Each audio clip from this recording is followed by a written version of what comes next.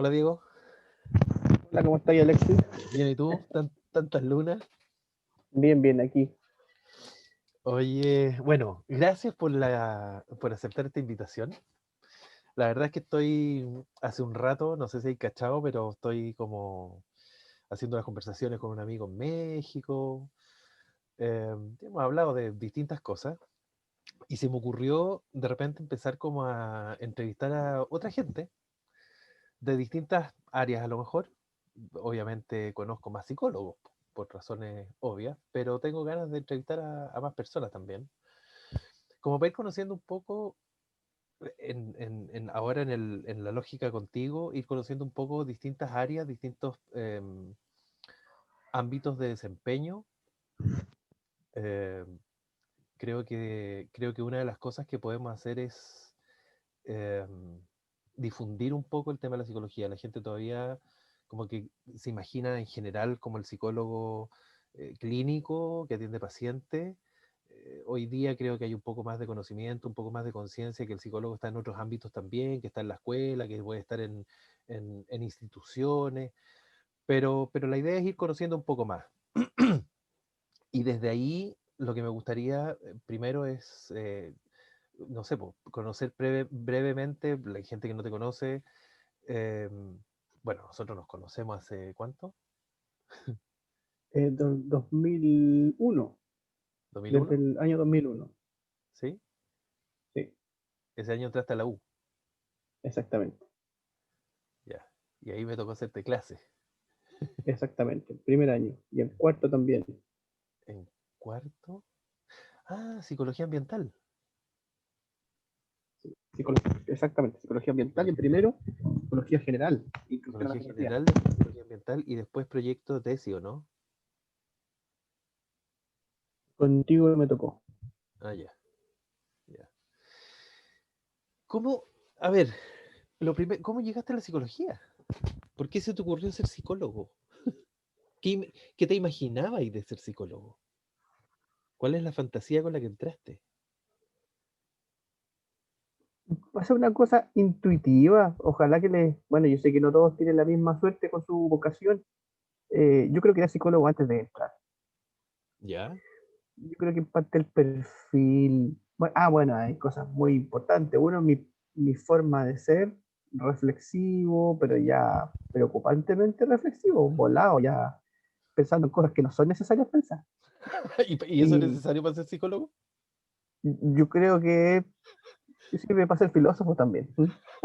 Ya, ok. Yo tal vez debí ser filósofo, pero también muy preocupado del problema directo de las personas. Ajá. Me gustaba mucho la biología. Yo creo que si no hubiese sido psicólogo, tal vez hubiese sido profesor de biología. Y también me gustaban un poco los deportes, pero no sé si tanto. Entonces, me involucraba demasiado en los problemas de los demás, pensaba mucho, y lo segundo, la influencia de mi papá. Mi papá era profesor, pero era un consultor, un orientador, era de la generación de los profesores de francés, después de la dictadura, en los años 90, empezaban a perder progresivamente su trabajo. Entonces, muchos, como él, se transformaron en orientadores y Ah, estudió mucha psicología por cuenta propia. perfecto.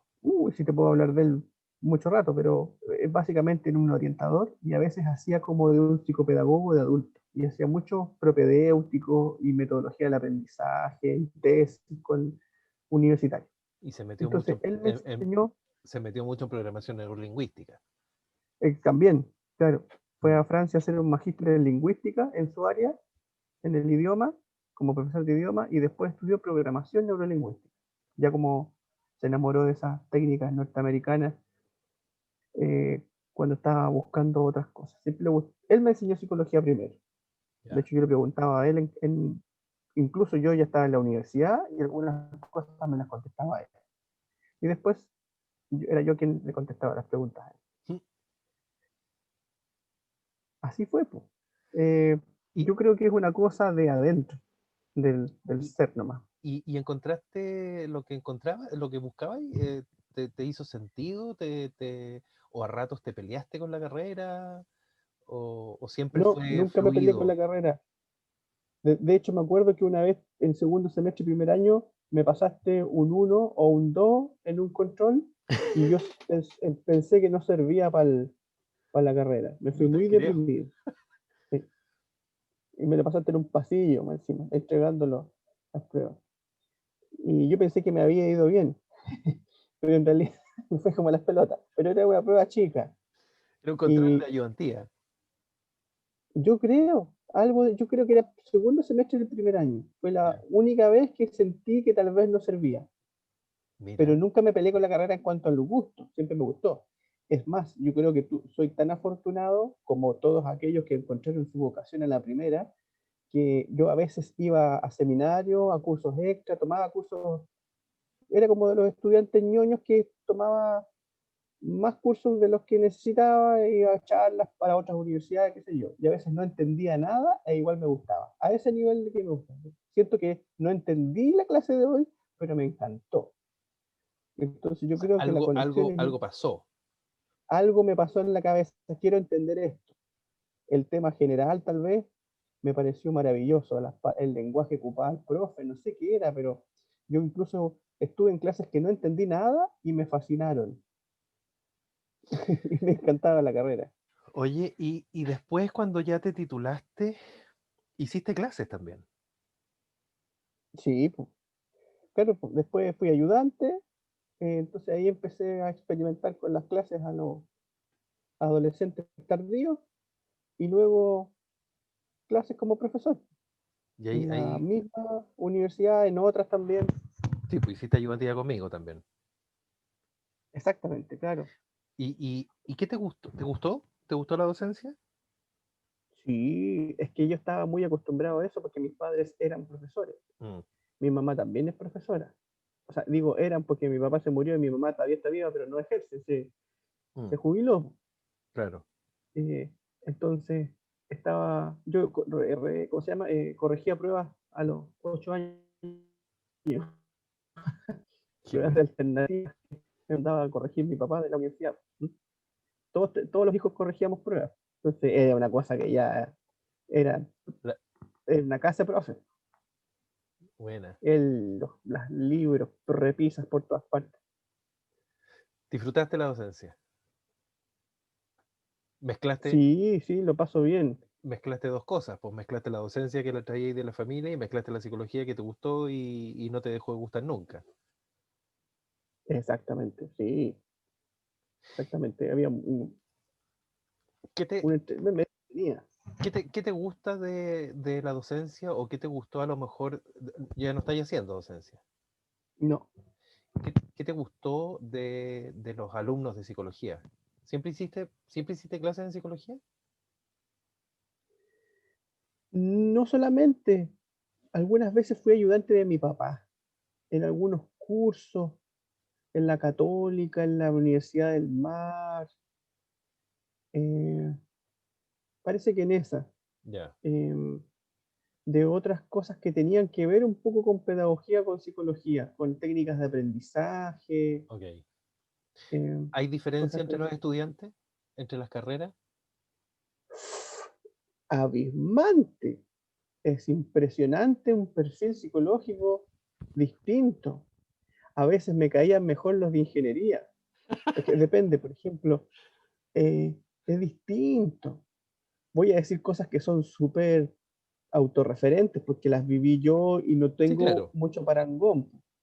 Estuve en las escuelas de comercio de la Católica ayudando a mi papá. Estuve en la escuela de pesca en la Católica, también en la escuela de ingeniería eléctrica. Ya. Nada que ver uno con otro, nada que ver. No sé qué hay en la escuela de comercio de la Católica que son tan buenos compañeros. Sentía un clima Oh, muy humano, superior a psicología, pero por lejos. De hecho, yo creo que una de las cosas que me ha desilusionado del mundo de la psicología, que yo tenía una expectativa que nunca se cumplió, era que hubiese grupos cohesionados y humanos. Y eso en realidad es relativo a la persona, no a la carrera, al claro. menos en mi experiencia. Pero, y no sé si un juicio arbitrario, pero los de comercio de la católica son súper, buenos compañeros. Y Donde sentía que eran todos así como aclanados. sí, y yo creo que es algo que lo promovían los profesores, o los mismos contadores, auditores. Mira, Eh, sí. Y los de ingeniería, por otra parte, de ingeniería eléctrica en este caso, se llama Escuela de Ingeniería Eléctrica, pero hay 4 carreras. ya, Ingeniería eléctrica, ingeniería electrónica, ingeniería civil eléctrica y ingeniería civil electrónica. ok. Y todos ellos, todos estos chiquillos, tenían una afición o un interés muy superior a los de psicología, por ejemplo, por los juegos de ingenio. Le ponía ahí en Ya. el PowerPoint un juego de ingenio y no quería que se los cambiara. Querían resolverlos, tenían así como una fiebre por descubrirlos sin que el profe le dé la respuesta. Y los de psicología les daba lata, decía, ya, profe, dígame la respuesta. Es como que más letras, No pues me no hagáis sé, pensar tanto. no me haga pensar tanto. No, si a los de psicología les gusta pensar, pero no en otras cosas. Ah, mira qué Entonces, buena.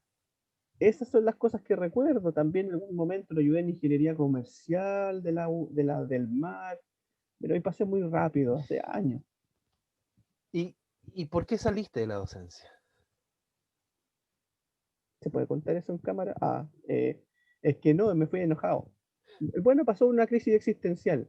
Ya, Primero se murió mi papá, hace ajá, 7 años atrás, el año 2013. Entonces yo andaba existencial. Siempre yo he sido temeroso y cuido mucho las relaciones y cuido mucho los trabajos, sin embargo ahí me da todo lo mismo. Y me peleé con una coordinadora ah, de una universidad en particular, ah, que no he nombrado. ya. Entonces no dejaste la docencia, lo que dejaste fue la universidad en particular a propósito de esa relación. Y eso te distanció, pero en el fondo a lo mejor podrías haber estado haciendo docencia en otra parte y podría ya haber continuado. Y claro, claro, después me llamaron de nuevo de la misma universidad, pero yo también sentía que no había nada nuevo, que era como repetir lo mismo que ya sabía. Tal vez es como no era feliz porque ya sabía mucho lo que sabía. Es como te repites lo mismo y te aburres. Eso también depende de que uno busque tal vez actualizarse, porque yo hacía un curso de desarrollo personal que yo creo que era lo que más me apasionaba y lo pasaba chancho por años. ¿Sí? Em, y después de ese impasse con una jefa, más la repetición de los mismos contenidos, me salí, pero me salí yo creo que por la puerta ancha, porque junto con otra profe, la Connie Manrique, que somos muy amigos, así tú también la conoces, nos pedían que volviéramos. O sea, Entonces era muy entretenido. eso te iba a decir, si te pedían que volvieras es porque saliste por la puerta ancha. Claro, Oye, los estudiantes y los profes también. disfrutaba y te apasionaba hacer clases de desarrollo personal. Ujú. Cuidas los trabajos porque cuidas las relaciones. Em, te llamó la atención y te fijas en el perfil de estudiante dependiendo de la carrera y te llama la atención, por ejemplo, con grupos más cohesionados que el otro. O sea, estáis pendiente de factores humanos. Claro, Como psicólogo, ¿de qué epistemología o a qué epistemología te sentís más cercano? humanista, humanista experiencial. Ya, De bueno, hecho, también yo creo que ahí yo no, tampoco tengo total asidero para comentar estas cosas y quiero ser responsable, pero a veces yo creo que venía biológicamente humanista, como que genéticamente humanista. genéticamente humanista experiencial.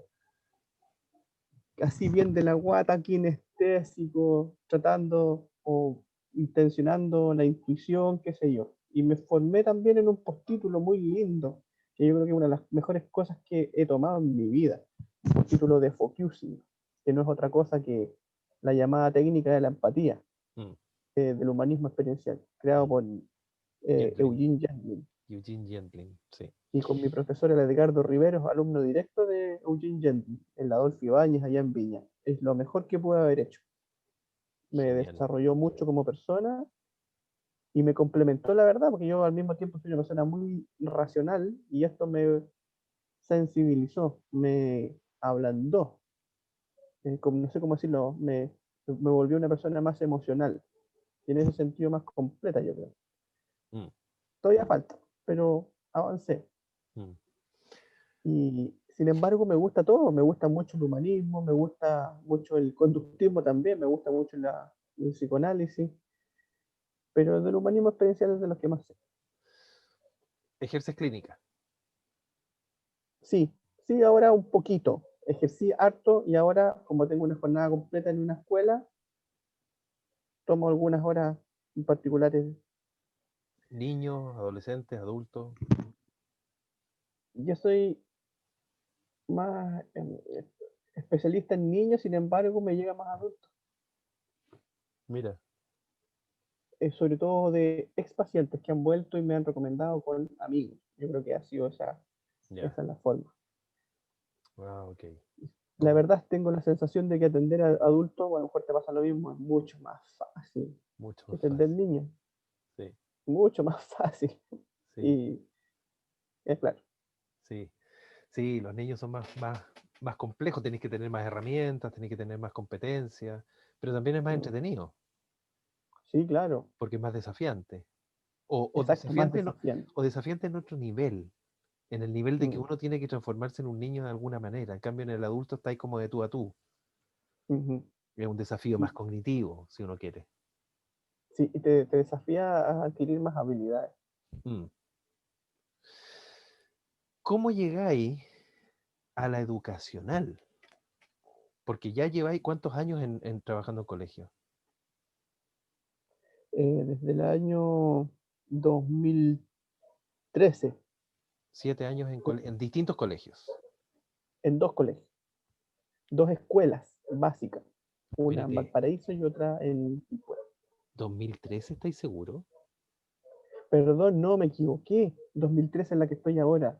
2009. Ahí te estoy creyendo. Sí, po. Sí, porque yo el 2013 me empecé a venir a Valdivia y tú llevabas ahí en colegio ya hace rato.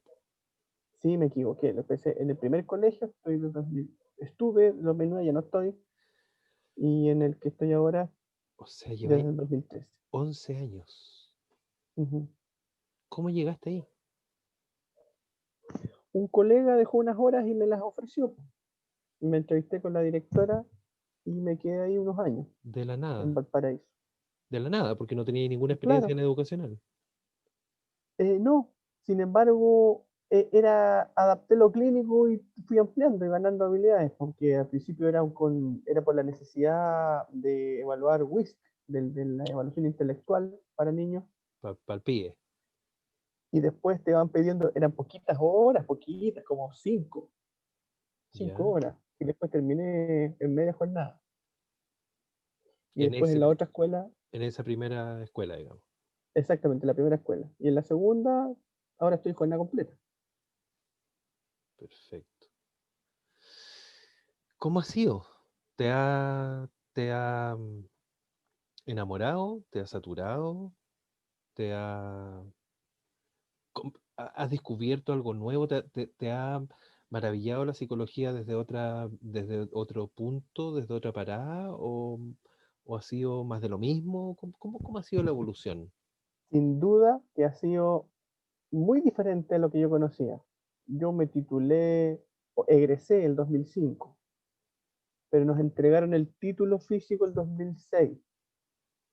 Entonces realmente terminé de todo, de titularme en 2005 realmente, y entre el 2005 y el 2009 trabajé en muchas cosas, de psicólogo, sí, proyectos deportivos, clínicos, de empresas, pero trabajar en universidades, Primeros años haciendo lo que caiga, ganando currículum y experiencia exacto. por donde se pueda.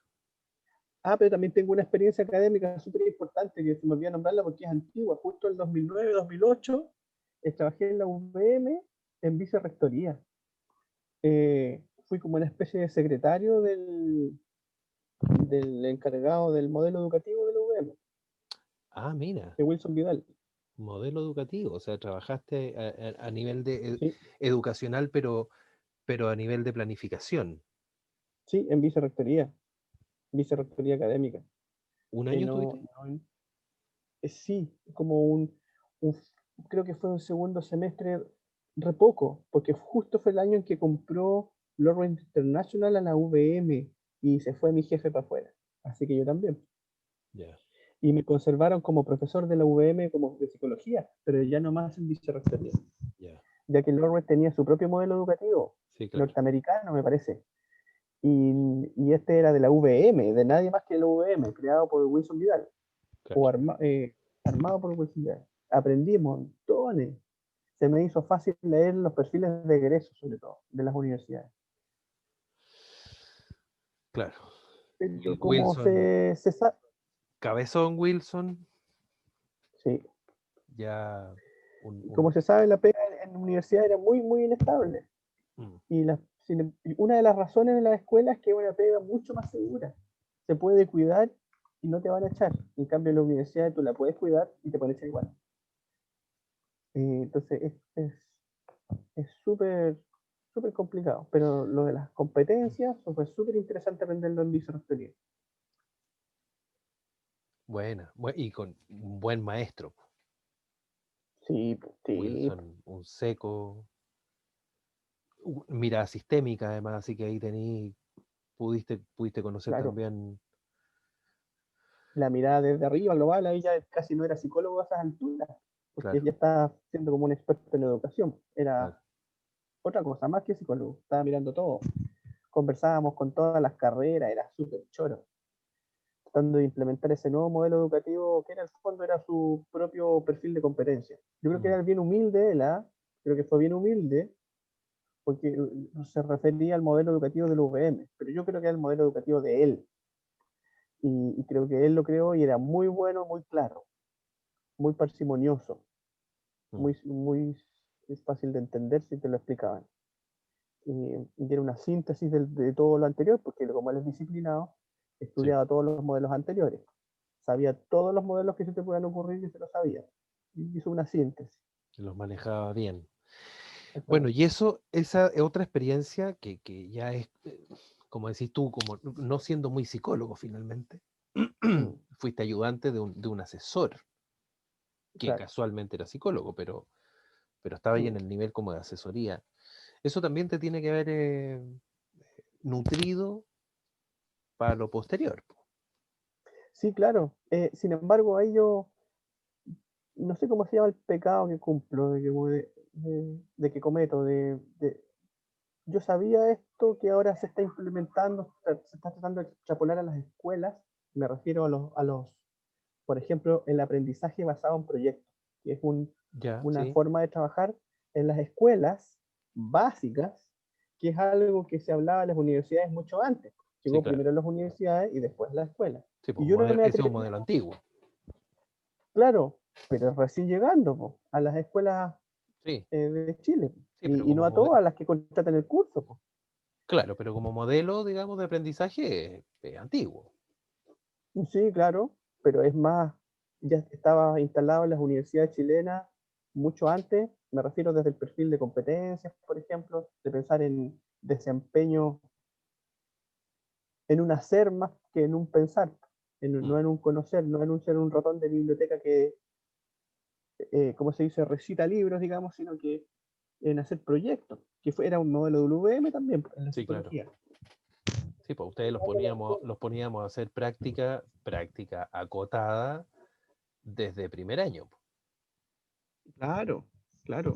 Hacían proyectos, acuérdate cuando hacíamos la revista, cuando salían tenían que ir a colegio, en primer año. Mm. Mm. Bueno, y llegáis entonces, de repente te dicen, quedaste esta plaza disponible,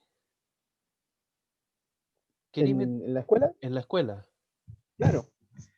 En realidad, entré como psicólogo en uno como psicólogo SEP y luego en la segunda escuela como psicólogo PIE, el proyecto de integración escolar, para atender chicos que están asociados a algún problema de aprendizaje, más Ajá, bien leve, podríamos decir, como el déficit atencional, las dificultades de aprendizaje que trabajan las diferenciales, la fonoaudióloga.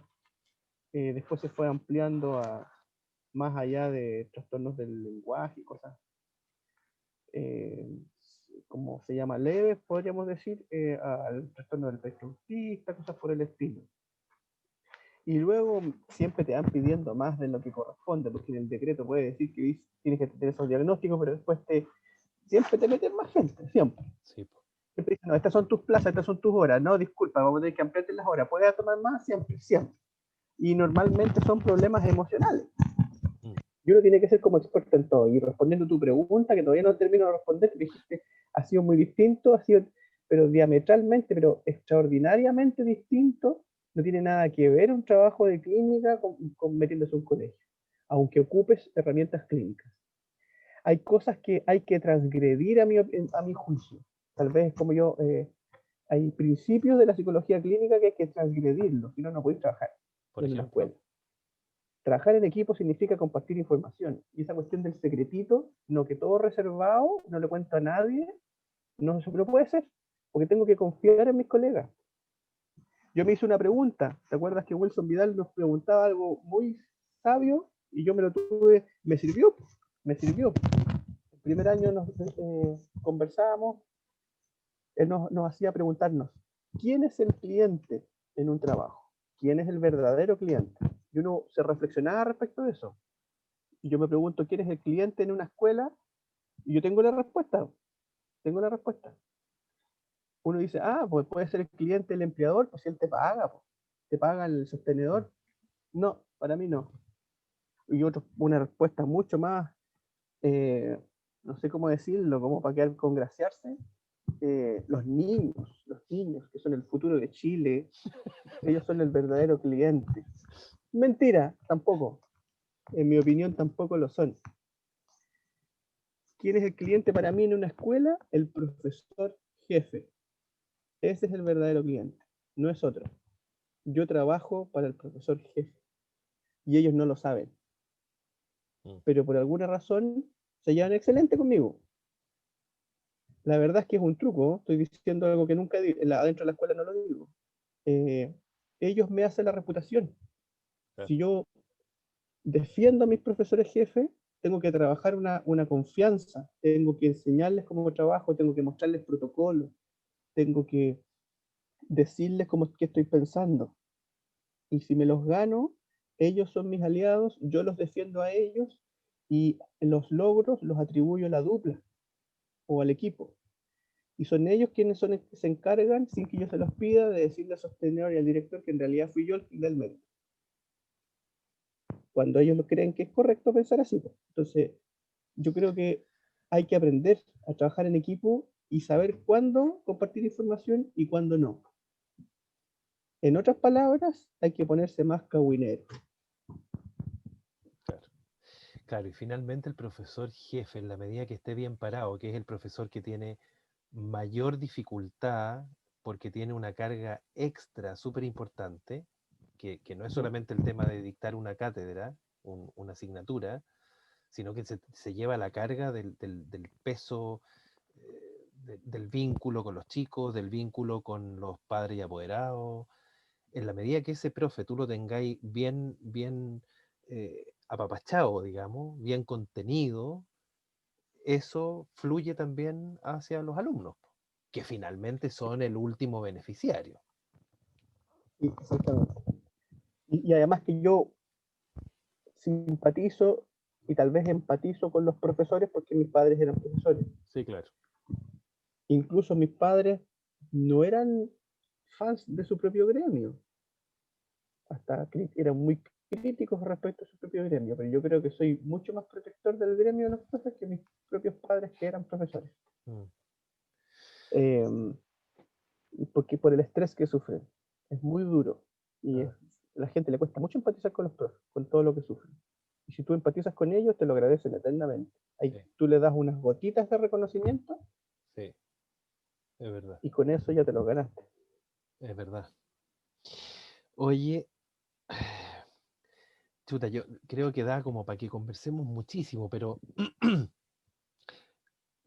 uno de mis focos en esta conversación, por un lado, creo que eh, conocerte un poco, cachar cómo va tu evolución, eso sirve para que si hay gente que escucha esto que no sabe, por ejemplo, y no entiende para qué cresta está el psicólogo en el colegio de mi hijo, se pueda como amistar con la figura del psicólogo. Eh, Creo que he dicho un montón de cosas que son súper fundamentales, súper importantes también. A lo mejor no te has dado ni cuenta, pero creo que son súper importantes para los chicos que estudian psicología. Cachar un poco también cómo uno comienza, cómo te vaya armando teóricamente tus propuestas, tus convicciones. eh, bueno, tu historia es tu historia, digamos, cada uno tiene su propia historia con la carrera. A ti, tú afortunadamente no te peleaste nunca con la carrera. Yo creo que más de alguien de repente es como, esta cuestión que no sé, que, o sea, más allá del pelado desgraciado ese que te puso un uno, eh, no tuviste mayor rollo, digamos. Eh, pero, pero aparte de todo eso, el foco, uno de los focos principales para mí en esta conversación, y sin perjuicio de que después podamos tener otras, si te quedan ganas, es cómo han logrado lidiar, porque tú estás en este momento en una escuela vulnerable, Sí, 80% de vulnerabilidad es la medición que tiene. o sea, De parte del- vulnerable. Ujú. ¿Cómo han logrado lidiar con la pandemia, weón? Porque Ah, por donde uno va y pregunta, los profes están saturadísimos, están reventados, los cabros están reventados, eh, el ministerio diciendo no se preocupen, si lo que no aprendan ahora lo van a aprender en 2 años más, tenemos que contener a los niños, no se preocupen, no se preocupen, no se preocupen, pero en algún minuto hay que poner nota. eh, y una mezcolanza, una majamama que yo creo que no está planificada. Claramente estamos en una situación desconocida para nadie en el mundo. eh, ¿Cómo lo han hecho ustedes? Porque el otro día me hiciste un par de comentarios que yo dije, esto quiero que me lo contéis en cámara, po. em, chuta, que no sé por dónde partir porque fue un proceso. Fue Sí, un organizarse al principio nadando, haciendo pataleta en el agua primero. dale, pues entonces parte con la pataleta, parte por donde comenzaron. Las primeras 2 semanas yo creo que fue un desastre, pero como ocurrió en todos los colegios de Chile, que los profesores tienen esa actitud, bueno, también puede haber profesores flojos, pero yo no conozco profesores flojos. Eh, Mis profesoras son, pero trabajólicas, a morir, y en general el profe es un perfil, o sea, yo no sé, disculpen, no sé si ando interpretando bien, no quiero hacer generalizaciones, pero generalmente los profesores tienen un perfil de gente obediente, de gente trabajadora, de gente más bien sumisa, dependiendo del profe. Ujú. Pero generalmente son sumisos, obedientes y que agachan el moño. Y yo creo, y lo más importante, estructuradísimos. Lo único que hacen es planificar todo el día. Entonces, esto era desarmarle su estructura y los angustió y lo que empezaron a hacer como para sobrevivir moralmente fue empezar a hacer un cajero automático de guías. Entonces se empezaron a tirar Guía, guías guía, como guía, enfermos. guía, guía. Y eso fue una estupidez. Eso no tenía sentido. Angustiaron a los cabros, pero nadie sabía hacerlo. ¿Mm? ¿Y eso surgió desde los profesores o surgió desde una instancia de planificación de la escuela? Yo creo que surgió de los profesores. O sea, me puedo enredar si después me equivoco, pero yo creo que surgió naturalmente de los profesores. De hecho, las jefas tenían que frenar a los profesores. Paren. Oye, cálmense. Costó mucho que se calmaran en su actividad. Yo creo que también había un temor razonable, que todos los del sector público, por ejemplo, o los que recibimos plata del Estado, tuvimos temor de que nos cortaran la plata o que nos bajaran el sueldo. Yo creo que también había el inconsciente, o sea, sin que nadie lo declarara, un miedo, entonces había que demostrar que estábamos trabajando como locos. Y sobre todo Claro. los profes trabajan como locos y trabajaron como locos en el primer momento. Pero eso fueron las 2 primeras semanas, las 3 primeras semanas que fue un desastre, como lo escuché en todos lados también. Y luego nos organizamos, ¿Ya? eh, las jefas y todos los que podíamos asistían y absorbían la información de las mesas de sociales, del ministerio. La sostenedora y directora, que es la misma persona, empezó a prever que había que hacer contención emocional, que había que preocuparse ¿A quién? de la parte a todos, tanto a los profesores como a las familias. Dijo, vamos a tener que Familias. irnos por otro lado. Ni siquiera a los niños, a las familias. A la familia, sí.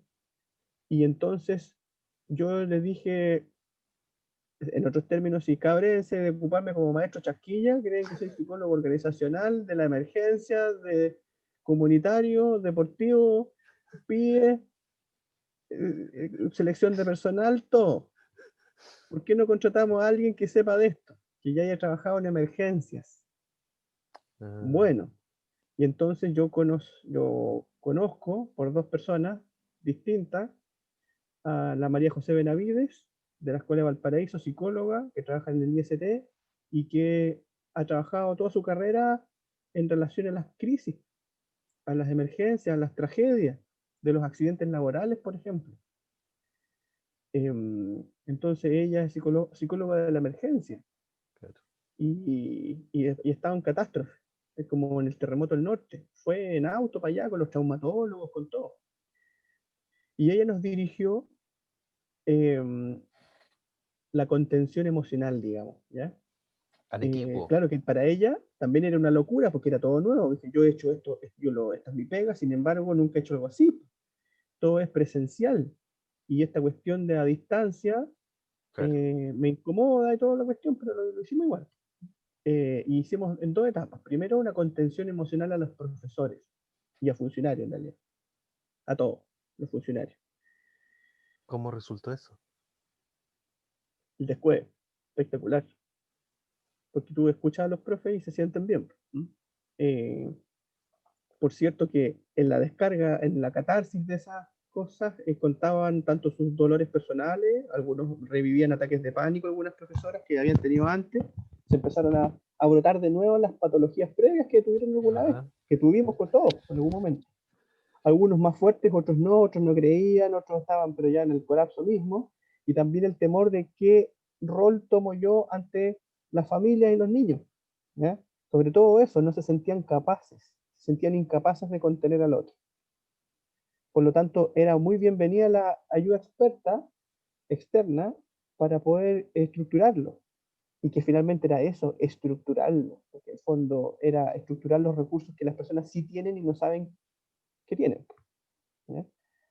Si los tienen, la gran mayoría puede Mm, contener a otros si mm, tiene algunas premisas básicas, mm. pero ellos siempre es autoexigente, siempre diciendo esto no va a resultar, qué sé yo, con mucho miedo, mucho miedo, yo creo, mucha angustia. Entonces pasamos unas sesiones que eran por separado en grupos chicos, no estábamos todo el pelotón ahí por Meet al principio, no teníamos Zoom. Por Meet primero, que es gratis del gobierno, y lo hicimos y resultó súper bien. Nunca la hemos visto, o sea, yo conozco a María José, pero ellas nunca la han visto en persona, solo por videollamada. Y luego pasamos a otra etapa de capacitar a los profes para que hicieran contención emocional Aquí a contuvieron las ahí. familias, que finalmente era principalmente el apoderado, pero a veces eran los dos padres. Eh, Luego, una tercera etapa, digamos, en que se hizo contención emocional con las familias, de preferencia por videollamada, para verle las caritas a las mamás y a los papás. Si no, era por teléfono. A veces, y ahí nos dividimos, ahí participamos mucho. Por ejemplo, eh, yo participé con la profesora del séptimo básico, la mitad del curso la llamaba ella y la otra mitad yo, pero algunas llamadas las hicimos en conjunto, los dos juntos al mismo tiempo con los papás. Y así cada profesor jefe se dividió con otro profesional eh, de todo el colegio, de los 10 cursos, porque es de prekinder a octavo, para llamar a todas las familias, sin excepción, de a uno, ¿Cuántas familias? un poco menos de 300. ¿Mm? Oye, pero Eh, es que espérate, es que ya con eso me estáis diciendo que esta escuela se focalizó precisamente en lo que se ha dicho todo este tiempo a nivel internacional y aquí en Chile, digamos, el Felipe Lecalenier, que lo ha llevado como caballito de batalla, digamos, aprendizaje socioemocional por sobre la enseñanza formal. claro, Porque ahí estáis haciendo contención para que las familias estén bien, para que los chicos estén bien, y si de ahí aprenden algo, maravilloso, pero el foco y el inicio, exactamente. o sea, espectacular, po. ¿Qué quieres que te diga? Siempre en el contexto de la vulnerabilidad, yo creo que todos los profesionales estamos pensando en eso. ¿Cómo estarán nuestras familias que tienen un 80% de vulnerabilidad? en promedio, digamos que deben hacer una ponderación, no sé. Porque claro, hay un espectro, hay familias que han estado bien siempre, Mm. económicamente bien siempre, y otros que no. Y entonces también empezamos a hacer luego encuestas formales. El que no la podía contestar online, le llamábamos por teléfono, con la misma metodología, la profe llamaba a la mitad, yo llamaba a la otra mitad, y así nos íbamos, cada curso tenía su dupla, al menos una dupla, y así tú terminabas llamando a 15 personas nomás, o a 10 personas, y se hacía más organizado y cubríamos a todas las personas, a todas las familias. Además que hay hermanos, entonces son menos familias, Claro, claro. y muchos hermanos, primos, qué sé yo. Em, y las encuestas preguntábamos muchas cosas. Si tenéis internet, si te podéis conectar, si existe la posibilidad de que haya clases, sobre todo si los recursos económicos de la familia alcanzan para cubrir las necesidades básicas, sí o no. Y así hicimos un catastro, finalmente. Y pudimos medir que en un comienzo, un 15% aproximadamente no podían cubrir los gastos en mayo, pero en junio subió como un 30%. ¿Y qué hacen con eso? Porque ustedes como institución pública no piden y no reciben plata del Estado para comprarles canasta a la gente. Entonces ya me estáis preguntando si me alcanza y si tú eres el colegio. Exactamente esa que tú estás preguntando era la aprehensión principal, sobre todo de los profesores y sobre todo de los profesores nuevos en el colegio, porque no sabían cuán chamullentos éramos nosotros Claro, y cuántos golpes en la espalda te podemos dar. Afortunadamente quedaron todos contentos porque dividimos el trabajo de otra manera, en tres comisiones. El colegio, todos los funcionarios de la escuela, desde las secretarias, los del PIE, los profesores, teníamos que estar hasta la directora, tenían que estar en alguna de las tres comisiones. ya, La primera era la de contención emocional. Por ya, supuesto, como encargado de convivencia, que soy también allá, yo todavía soy el encargado de la comisión de contención emocional. O sea, como que el plan de convivencia se fue de la punta al cerro. obviamente. Se transformó en esto, digamos. Y lo segundo, otra persona encargada de las redes de apoyo le pusimos, que consiste en buscar ayuda asistencial, como Ya, sea, ya sea que existieran desde antes, como la JUNAEV, con comida, con pase escolar, esas cosas, con las vacunas, que siempre han existido, y como inventar otras cosas, como canastas familiares, sacando la plata donde sea, y el tercero sería la comisión pedagógica, para adecuar el currículum, que en un comienzo solo se hizo en lenguaje y matemáticas, que está priorizado a eso. Eh, y respecto a la pregunta de las redes de apoyo, finalmente corresponde a ese comité. Al principio hicimos una vaca con los bolsillos de algunos padres que podían donar dinero o comida, profesores que podían donar dinero, en la sostenedora puso plata y amigos, matrimonios amigos de los profesores ponían plata. O o sea, sea, así era literalmente una vaca entre amigos. exactamente. Y así cubrimos el primer mes, en mayo, y junio, me parece, o parte de junio, canastas familiares para todas las personas que salieron en el catastro. Por ejemplo, que eran entre 15 al 30%. Un mes eran 15, después era el 35% de personas de familias que no podían cubrir sus gastos básicos. Entonces, algunos recibían de la JUNAEV y recibieran o no de la JUNAEV, esas personas nosotros les hacíamos llegar una canasta familiar. De hecho, la primera vez fui yo con mi familia a comprar al mayorista. Y otra vez fue otro compadre, digamos, el siguiente mes. En junio hicimos de nuevo otra encuesta. Eh, una de las profesoras de taller de hecho programático, la profesora de taekwondo, nada que ver, porque todos la queremos mucho y ni siquiera es fundamental en el currículum, pero la queremos mucho porque es muy buena. Es amiga de la embajada de Taiwán y consiguió otras canastas familiares para el siguiente mes.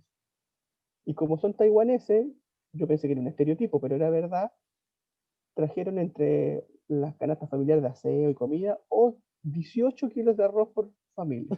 Era un saco de arroz. O Maravilloso. sea, los chinitos comen arroz, eso Sí. es verdad. Y no es un estereotipo. Y estaban nuevamente muy agradecidos. Y después empezamos a sentir susto porque, oye, ¿de qué va a pasar en julio, po? Exactamente. Y en agosto, y en septiembre, ¿Y ¿y qué va a pasar? de dónde vamos a seguir sacando plata?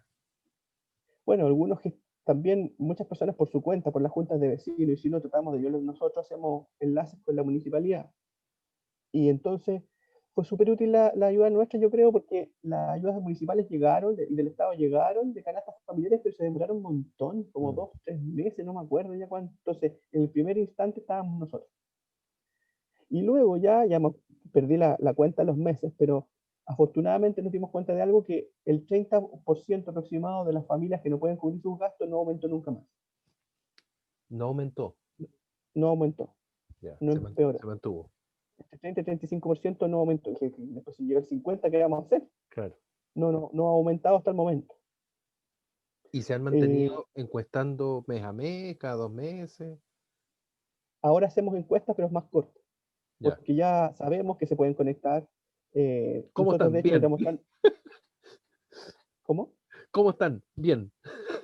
Claro. No, les preguntamos al tiro por lo económico, Ya. porque ya sabemos que tienen internet, quiénes tienen internet, quién no. De hecho, por eso en los primer semestre no hicimos clases online formalmente, con horarios ordenados, no. Hicimos tutoría en la segunda mitad del primer semestre, tutoría que mandaban algunas guías, reducían la carga y una o dos veces a la semana se juntaban con los profes a responderles dudas. Y Ok. las clases online empezaron en el segundo semestre ordenadamente, con horario. Eso te iba a decir. ¿Qué pasó con esta comisión que se preocupó del currículum? ¿En qué quedó eso? Primero que todo, se priorizaron el primer semestre lenguaje y matemáticas. Se eliminaron casi todos los otros ramos.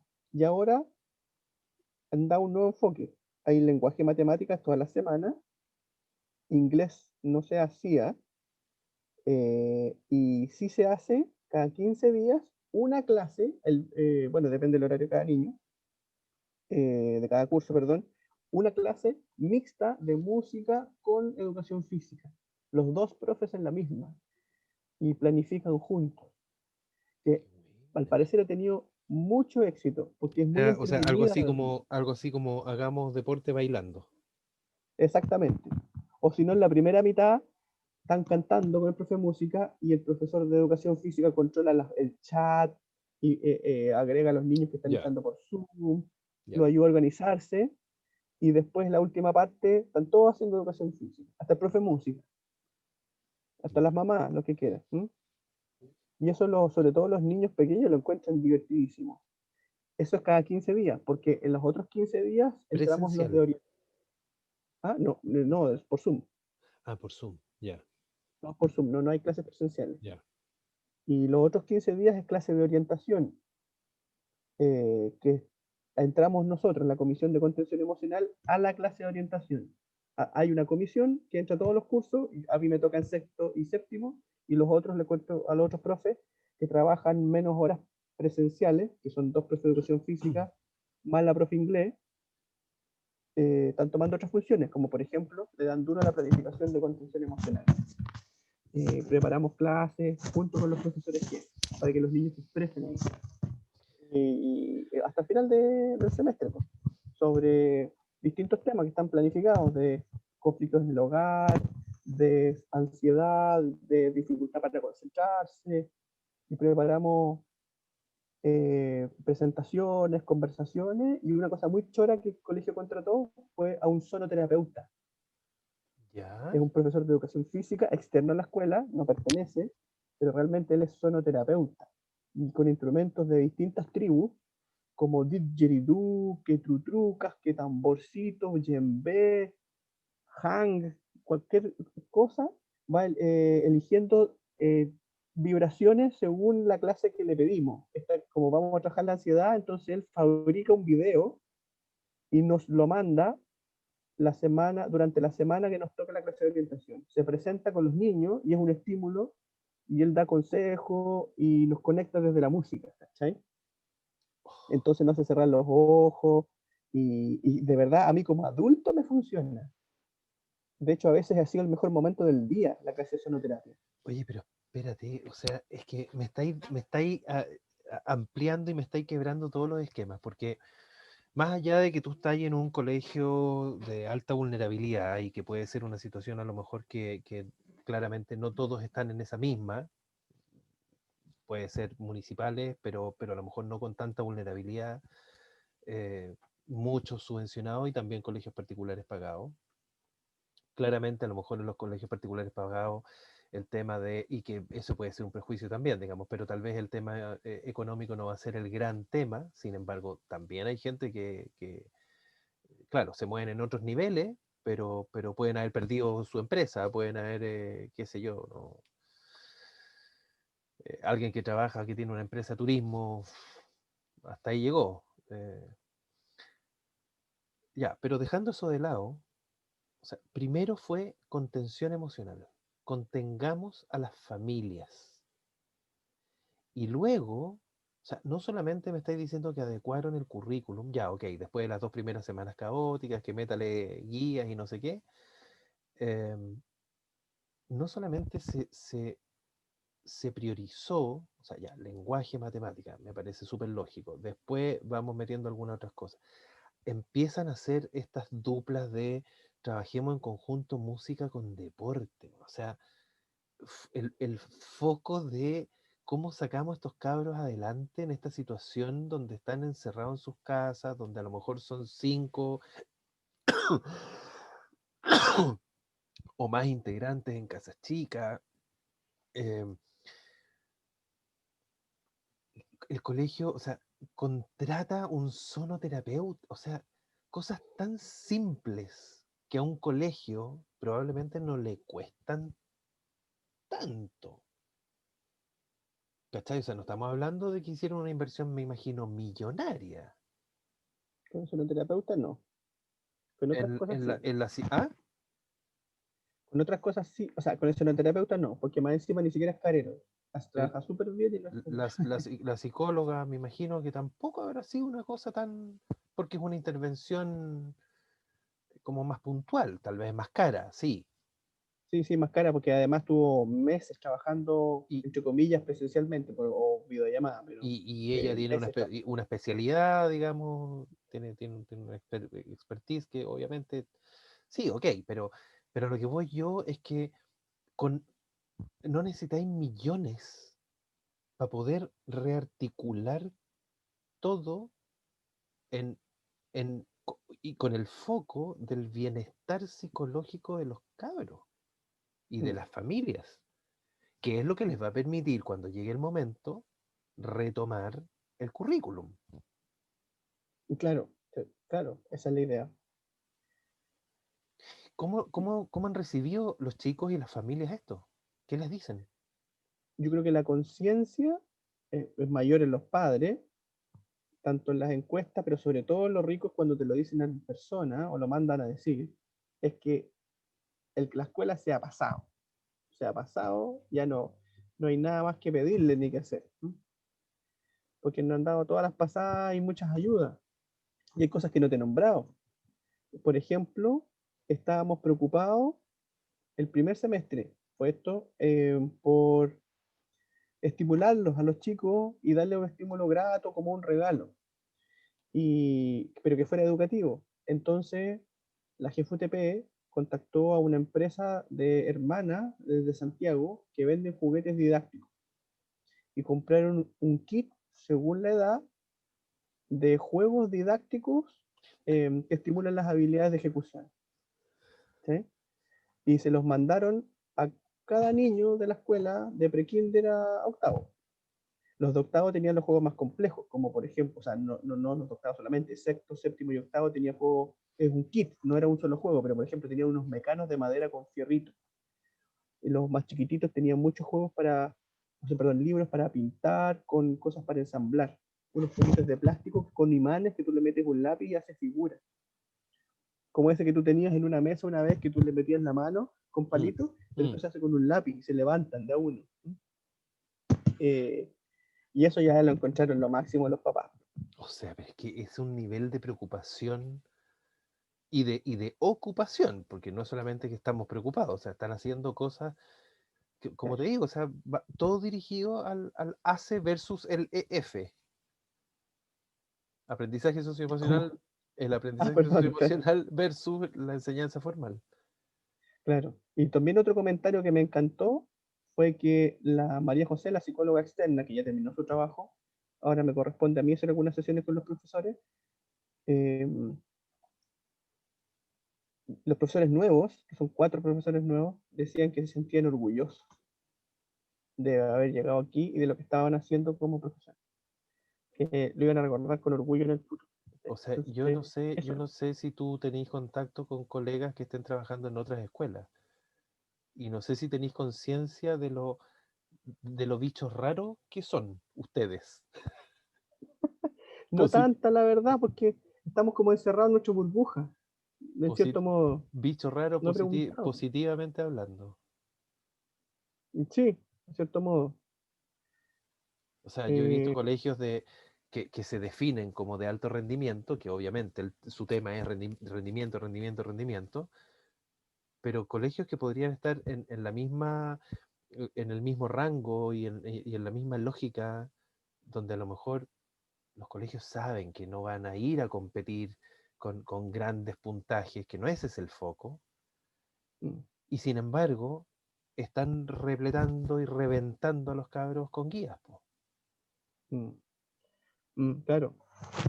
Ahí está en el fondo estamos nosotros, sí, sí, yo creo que todo tiene que ver con el pensamiento de la vulnerabilidad. Además que este colegio siempre ha estado bien administrado financieramente, o sea, en mi opinión, todos los profesores se lleven bien o más o menos nomás con la sostenedora, igual dicen, aquí se ve la plata, esa es una cosa. Segundo, la vulnerabilidad. Entonces estamos conscientes, demasiado conscientes de que ellos, o sea, no ellos, porque en el fondo no son una masa Mm, homogénea, digamos. mm. Es súper diverso las Sí, claro. familias que hay. Como te digo, hay algunos que siempre han estado bien económicamente y gente de un nivel universitario, pero no es la norma. La mayoría, si es que hay una profesión que predomina, es que los padres, hombres, trabajen en la construcción. Ya. Las mamás son dueñas de casas o trabajan en aseo Ya, o en ese tipo de trabajo, ¿entiendes? ya, Pero también hay papás profesionales, los ya. hay. ¿Sí? Y de hecho, en los catastros antiguos de la escuela, la profesión predominante es la construcción, obreros de la construcción. Eh, entonces, estamos tan preocupados de la vulnerabilidad que en el fondo creíamos que no podemos llegar y exigir, digamos.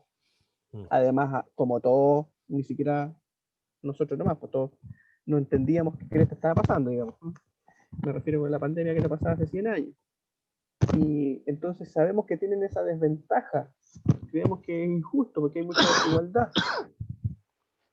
Sabemos que hay algunos que están hacinados, que pueden estar peleando, puede que haya violencia intrafamiliar. Exactamente. Pero bueno, por eso hicimos tanto catastro y nos damos cuenta que en realidad, en general, también hay niños que están mal, ¿ah? Pero por motivos que se han ido agravando, situaciones personales de violencia, qué sé yo, pero en general Previas. los niños están bien. Nuestros niños de nuestra escuela están súper bien, están terriblemente aburridos, pero están súper bien. Si los que están mal son sus padres y sus Mm, profesores, son los adultos los que están estresados, mm. pero los niños están muy bien cuidados. Me refiero, no sé, el 80% de nuestros niños están súper bien, resguardados me refiero. Por supuesto que siempre estamos conscientes de que muchos tienen una tremenda desventaja. Ahora, los profesores, dado que se ha hecho todo esto, ¿están realmente tan estresados? Porque si se ha reducido al máximo o al mínimo, depende cómo se mire, el, el currículum y los objetivos de aprendizaje de las distintas asignaturas, ¿qué es lo que los estresa? ¿Están estresados por sus propias realidades, sus propias casas, sus propias familias? Psicólogo ahí yo creo que depende de la estructura de personalidad de base. Ya, Principalmente los que tienen más rasgos de rigidez, da lo mismo si es un niño o un adulto, pero me estoy preguntando por los profes. Eh, tienen problemas para adaptarse a los cambios y no saben a quién echarle la culpa. Entonces, ya. eso están con más síntomas. Y los que somos ansiosos y que teníamos patologías previas, como el ataque de pánico, la estamos viviendo de nuevo, tratando de ahí de controlarlo. Pero algunos rígidos han colapsado, han habido, o sea, no han querido pedir licencia y no es necesario porque la jefa se los perdona, sobre todo en esta situación tan rara, pero estaban para pedir licencia por ataques de pánico, por depresiones, y han muerto personas, han muerto padres de los profesores, han muerto parientes, Por COVID. ha habido harta muerte. No, fíjate, Ah, la mayoría no. ya. Caídas, infartos, cáncer. Entonces, la suma de factores con estos factores extraños de Ya, estrés perfecto. empeora la situación, pues, me refiero. Mm. Yo creo que, y algo que yo te lo aseguro, que los profesores están mucho más estresados que el resto de los funcionarios. Mm. ¿Por qué?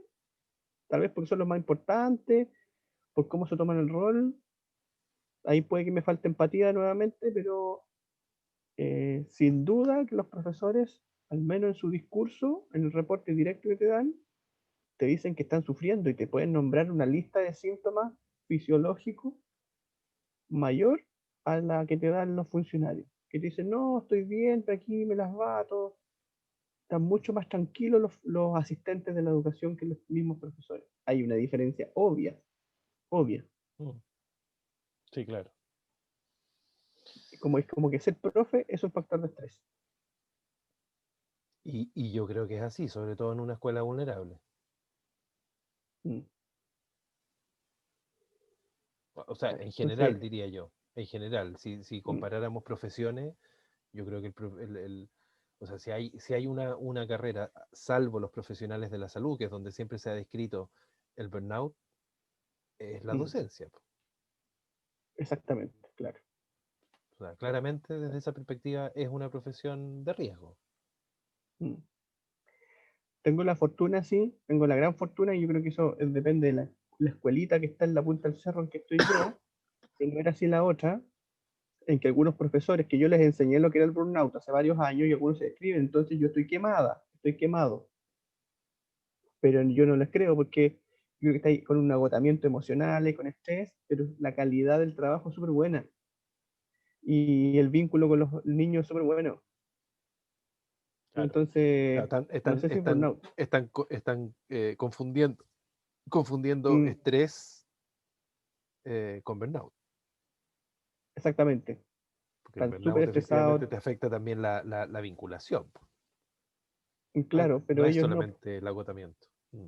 no, de alguna forma lo cuidan mucho. Por ejemplo, tengo la fortuna que en esta escuela, no en otra, que yo trabajé, yo sé que cada uno de los profesores antiguos, por lo menos, ahora estoy conociendo a los nuevos y parece que también es lo mismo, yo les cuento un secreto y no lo van a divulgar, no se les va a salir. Son súper prudentes y esa cuestión es tan buena para el clima. Sí, po, absolutamente. Entonces, algo tienen. Yo creo que es la selección del personal, no sé qué. Oye, mira, me dejáis con una sensación como de, no sé, es como una mezcla como de esperanza y desesperanza. O sea, ¿Por qué? esperanza porque se puede y desesperanza porque veo que el 90% del país no lo ha hecho. Creo yo, no sé, así por tirar un Mm, porcentaje. Porque creo que la inmensa mayoría se ha ido como en el rollo y en la psicosis y en la angustia de que tenemos que seguir mm. rindiendo, que tenemos que seguir, que los niños tienen que seguir aprendiendo. Y Colegios recursos que de hay. repente, colegios que de repente tratan de bajar un poco las revoluciones y los padres dicen, pero, oye, pero mis hijos tienen que aprender. Bueno, tú estás en una escuela hasta octavo básico. Obviamente también la angustia mayor en los chicos de cuarto medio que tienen que dar la prueba y no estoy aprendiendo igual y no sé qué, y cómo hacer la PTU, ¿cachai? O sea, hay otras variables también. Pero lo que voy es que en esto como del discurso técnico, teórico, de más aprendizaje socioemocional, menos enseñanza formal, eh, de repente como que siento que todo el mundo es como, ya, pero ya, sí, eso es muy bonito, pero en Europa resultará. Pero no, po, también resulta. También se puede. Ahora, ¿cuánto aprendieron de matemática? ¿Cuánto aprendieron de lenguaje? ¿Cuánto aprendieron de ciencias sociales, de ciencias naturales? Probablemente, no sé, un 0,5% de lo que podrían haber aprendido. Puede ser. Pero, pero el costo bajo el cual podrían haber aprendido más, si es que lo hubieran bombardeado de guía, el costo es súper alto. Y ustedes optaron por algo que el ministerio dijo desde un principio. No sé si lo dijo tan claramente al principio, pero, pero rápidamente el ministerio dijo, no nos preocupemos de las notas, lo que no se aprende ahora se puede aprender después. Claro, en algún momento tenéis que cerrar el año y tenéis que tener notas, y eso significa que tenéis que hacer evaluaciones. Pero, entonces, es eso, es como la esperanza, se puede, resulta, se puede poner el foco en el bienestar de las familias y por lo tanto de los niños, se puede no forzar tanto el tema del rendimiento y del contenido y que no vamos a avanzar lo necesario. ¿Y cómo van a pasar estos chicos de curso? Se puede, Mm. pero al lado de la desesperanza es mirar para el lado y decir, oye, no se está haciendo, o sea, de verdad yo creo, no sé, puede ser un sesgo mío. Tú cachai que yo, una de las cosas que hago es, y mucho, es atender, es clínica. Por lo tanto, recibo información de muchos colegios y en esta situación de pandemia estoy atendiendo mucha gente de la quinta región, de Santiago, de Punta Arenas, de distintos lugares. Entonces, esa es la parte de la desesperanza, Mm. ¿cachai? Yo, mira, bueno, te agradezco, no te quiero quitar más tiempo, la verdad es que me quedaría hablando mucho más, no sé, a lo mejor después hacemos una, una función 2 Ah, un segundo o un capítulo. resumen, como tú quieras. Entretenido, Em, entretenido. no sé, o sea, si queréis seguimos hablando, pero Sí, sí, sí, sí. em, no sé si hay algo que tú queráis cerrar, alguna idea con la que quieras cerrar, algo que te haya quedado en el tintero. Em,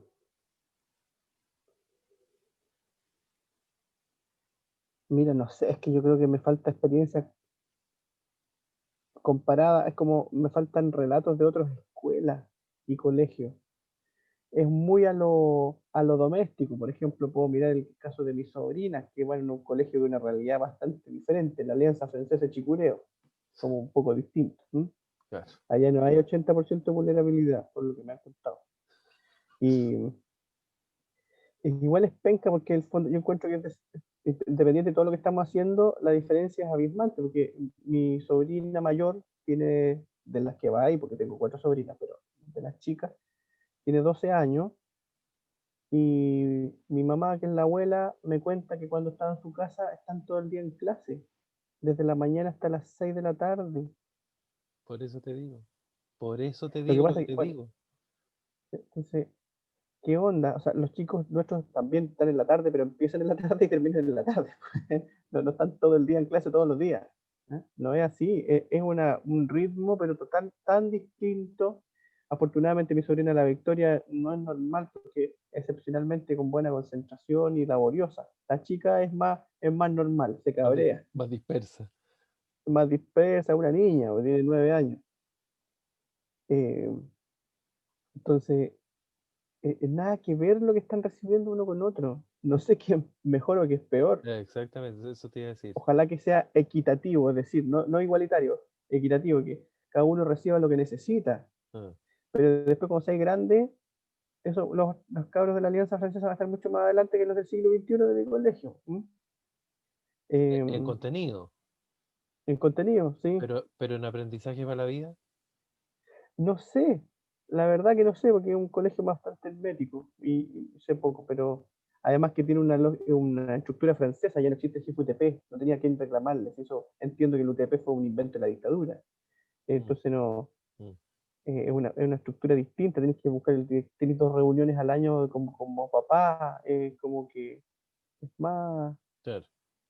hermético, no sé cómo es. No, pero también es choro ese colegio. Sí, sí, tienen Los en general talleres que tienen, las alianzas francesas en general tienen una lógica y una filosofía bien potente también. sí, bien Pero, completas. Han ido clases de equitación, de sí, bioconstrucción con barro, a la pero, nieve. pero también de del alto rendimiento, Ya, claro, ¿cachai? En claro. el sentido del exitismo académico. Mm. Y el fome es, claro, uno, uno sabe que no todos tienen acceso a lo mismo, sobre todo a las experiencias que les pueden ofrecer los padres. Porque a lo mejor mi cuñado y mi hermana le ofrecen talleres extraprogramáticos de violín, de artes marciales, de Claro. cuánta cosa tenga gana, y a lo mejor los otros chicos no van a tener tanta variedad de experiencias. A lo mejor pueden ir a uno de vez en cuando, otros no, solamente lo que les ofrezca el colegio, otros lo que les ofrezca la municipalidad, y otros que a lo mejor con el esfuerzo del bolsillo del papá, pero un taller, Claro, no 10 talleres. mm, ¿Sí? claro, Entonces, eso es lo que como escuela estamos conscientes y queremos eh, fomentar o tratar de compensar. mm, Yo también creo que hay otra cosa importante. Hubo, como te digo, yo encuentro que son un 7 los profesores de mi escuela, sin embargo, ofrecieron resistencia. Hubo que empujarlos, se requería un liderazgo para aquello. Y un liderazgo seguro, es decir, vamos para adelante, que sé lo que estoy haciendo, pero al mismo tiempo sensible, que tomara decisiones que fueran empáticas con los niños y con los profes. democrático, No, ya. porque no es muy democrática mi jefa. Y porque además Y la tampoco, situación, y porque quizá la situación amerita un poquito más de directividad, po. también puede ser. Porque Yo tal creo vez que porque tal vez hubiese sido muy democrático y gana la moción de no le pongamos tanto, mm, claro, tienes razón. Sí, ¿cachai? de hecho yo creo que lo que pasa es que afortunadamente nuestra jefa, además de administrar bien los fondos del Estado, estudia, es una persona muy ágil, ya está en la tercera edad, pero es una persona muy ágil intelectualmente. Entonces lee rápido, lee todo lo que le llega al ministerio, busca un poco más, busca sus contactos, y le hizo caso a la mesa social. Ahí decía apoyo emocional y eso vamos a hacer. ¿Sí? Claro. Entonces busca fuentes formales y confiables también. Mm. Y en base a eso toma las decisiones. También pregunta si no es que sea cero democracia, pero justamente es lo que le pasa ahí es que profesora normalista, ¿ah? Descendiente española, vasca, carácter fuerte ahí, eh, Pero bien, eh, pero resulta, pues, claro que resulta. Y además la jefa UTP, que es educadora diferencial, ah, siempre está actualizada, sabe manejar lo del pie y también sabe manejar las planificaciones de los profes. o sea, un buen equipo. Hay una política Sí, clara y probablemente también tiene que ver con una visión y una misión bien pensada. mm, Hay una política, hay un sí, proyecto institucional, ujú, educativo. ujú, sí, yo pienso eso, que aunque la jefa es mayor, tiene un pensamiento muy vanguardista, incluso más vanguardista que los profesores más jóvenes a veces. Maravilloso. Entonces, es una forma de pensar. Y también un carácter. Tal vez yo tengo ideas, pero no sé si tengo el carácter que tienen mis jefas como para decir, vamos para adelante y vamos y nomás. O sea, como, aunque ya van a ver que es bueno. Mm, Y fue bueno, pues. Entonces, sí, en resumen hay un liderazgo. fantástico. Fantástico. Hay un liderazgo, hay una política y hay una idea clara de qué es lo que quieren lograr y para dónde van como escuela, Ujú. como Sí, a comunidad. pesar de la resistencia, después se tuvieron que sumar y se sumaron con éxito y con orgullo más encima. Claro. Y ahora miran para atrás Entonces, finalmente y deben sentirse así como tarea cumplida. la hicimos bien, sí. Lo hicimos Menos bien. mal que nos tuvimos el carro. Espectacular. Mm. Ya, pues, te agradezco. Fue mucho más largo de lo que nos habíamos imaginado. Gracias a ti, qué Yo sé, entretenido que conversar. yo sé que estáis cansado también. Y ya, pues, y en algún momento podemos conversar a lo mejor de otros temas. Tení historia clínica, tení historia en programación neurolingüística también, que es un tema que a mí me gusta usarlo. pero creo que tengo menos herramientas que tú. Pero En tú también PNL, tienes el método Silva. bueno, pero PNL como PNL. Bueno, así que ya, pues. Ya, pues, qué entretenido. Qué bueno poder compartir la experiencia. Eso Sí, como es bonito. Contrario a lo que se piensa, la pega de los profes en particular la encuentro muy solitaria. eh, sí. Muy solitaria. Y Yo creo ahora, que eso es y muy ahora importante. más. Y ahora más capaz todavía. Y ahora más, porque de repente Entonces, se organizan en departamentos en los colegios. Entonces tienen directrices como se trabajan en equipo a veces. Pero ahora está cada uno en su casa, pues. claro. Ya, pues, Así que ya Diego. no sé qué más decir. No, Así que tú sí. me hiciste preguntas que me dijeron, me hiciste resumir todo, parece. O la gran mayoría me quedan tal vez unos detalles nomás, unos detallitos. Ya, pues. Pero hay presupuesto detrás, sí, ¿eh? Lo que pasa es que se gastó bien. Si no se hubiera gastado salida educativa en un año normal. Salida educativa, materiales, eventos. Pero de las kits que te comenté, kit, psicóloga, sonoterapeuta, y hay unos 5 o 6 millones de pesos. Mira, buen dato. Es un Mm, dato importante. mm. Es un dato No sé, el importante dinero. porque si tú pensáis en un colegio que eventualmente puede tener recursos o que a lo mejor incluso colegio como ustedes que reciben platas del Estado, pero que hay platas para otras cosas y que ahora no se están ocupando, como salidas educativas, Mm. entonces se puede, po, se puede. Que se puede decir, porque lo ocupó para otra cosa, pero era parte del presupuesto y Exacto, va a justificarlo más bien, pues si le dan factura y todo, absolutamente, súper ordenado. y con una lógica dirigida a lo que el ministerio está diciendo. Y que lo pidió el mismo del ministerio, claro. Ah, lo único que creo que se me olvidó fue decirte que le regalamos además balones de gas Ya. de 15 kilos. Y le llevaron empanadas para el 18, weón, y un anticucho. Espérate, que Se estamos pasa, organizando ¿cómo se llama? La graduación de octavo, se para mandarle pasaron, un desayunito, una cosa así. se pasaron. No, aplauso al equipo, dale, dile que estuviste conversando con un amigo, aplauso. Pues, de tu parte. No, Sí, es bueno reconocimiento. espectacular, Para estar contento.